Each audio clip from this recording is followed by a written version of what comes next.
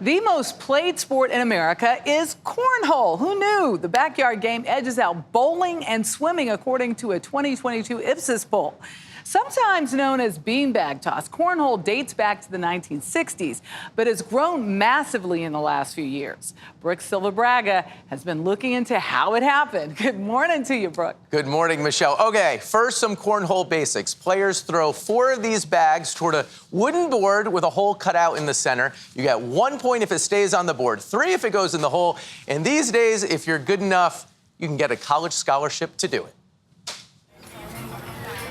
For decades, cornhole has been the game you play on one side of a bar while the other side is line dancing.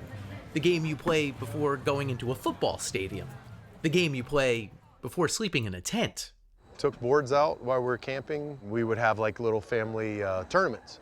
Doug and Jennifer Heyman have run bar night cornhole just outside Denver for years. A lot of it is the people. It's really fun to be able to just get to drink beer and just hang out with your friends. But cornhole is attempting an unlikely toss into the mainstream. Goes way up top and hits it! Turn on ESPN these days, or CBS Sports Network. This is gonna be a fun one. And you might spot Trey Ryder.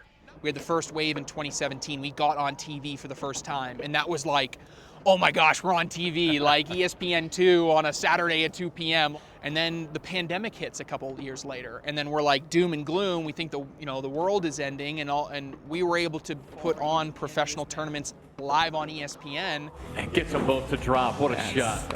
And we were the only sport on television. The only sport that beat cornhole back on television in the pandemic was Korean baseball. That was it. The women's game is really interesting right now. When he's not broadcasting, Ryder is the chief marketing officer of the ACL, or American Cornhole League, the biggest force in the game's corporate push. Today, more than $1 million in prize money is shared by 250 ACL pros. The top players make low 6 figures. This is maybe my favorite story of the day. But the game's biggest burst of publicity has shined on 2 amateurs. Gavin Hammond and Jackson Remick. With the head-scratching news of college scholarships to play cornhole being bestowed on a pair of Colorado teens. We were just shocked. Wow. It's too good of an opportunity not to take. Yes, Gavin Heyman and Jackson Remick are getting not quite full scholarships to play cornhole at Winthrop University. That's a first. Gavin is Jen and Doug's son. He first grabbed a bag during those camping trips. Jackson started playing more recently when the pandemic shut down his baseball season. They started winning before they started shaving.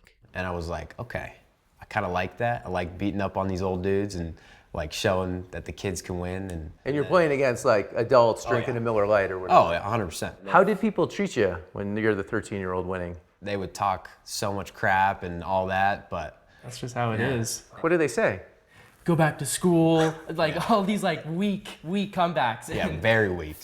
Mastery came from constant practice, made possible even in the Colorado winter by the conversion of the Heyman home into a cornhole court. Whose idea was this?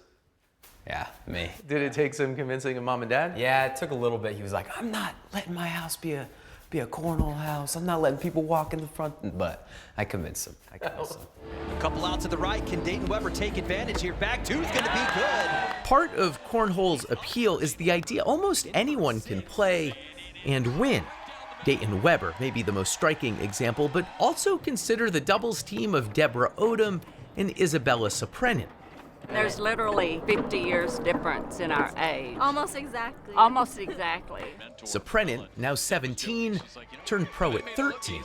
You don't say if you don't want, but do you mind me asking how much money you've made through these tournaments? It's gotta be over 50 grand. That's awesome. Well, with sponsors, I would say maybe over 100. Odom had been one of the world's top horseshoe players. An injury pushed her toward cornhole, which is easier on the body.